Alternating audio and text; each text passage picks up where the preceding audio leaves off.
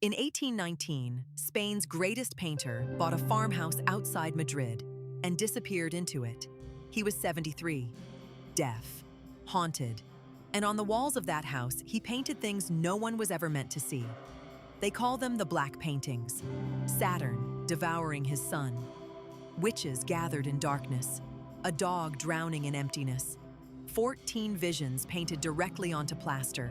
No canvas, no commission, no audience. Art with no witness. Goya had survived 2 illnesses that should have killed him. A war that filled his sketchbooks with corpses, and an inquisition that watched his every move.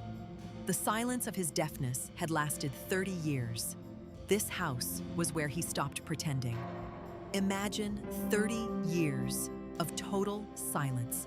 No music, no voices, only the theater of your own mind growing louder. Goya never named these paintings.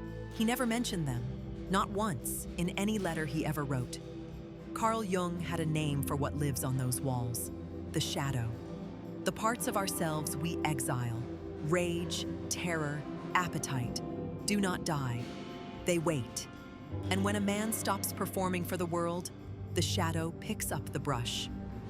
For a century, the Black Paintings were worshipped as the most honest art ever made. A genius, alone, bleeding his soul onto the walls of his own house. Museums built shrines. Scholars built careers. The story was perfect. Then an art historian opened the property records of the house and found a crack in the story. A trembling truth in faded ink. The second floor, where half the paintings lived, may not have existed while Goya was alive. The walls came later. And if the walls are younger than the master, someone else held the brush. The evidence points toward a name history ignored. Javier, his son.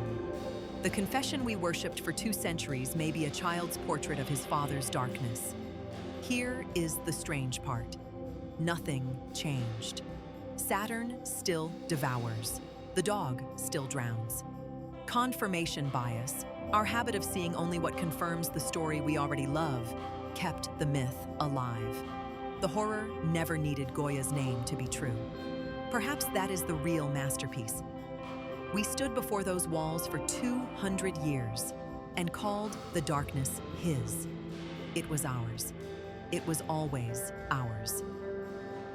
The Black Paintings are not a window into Goya's soul.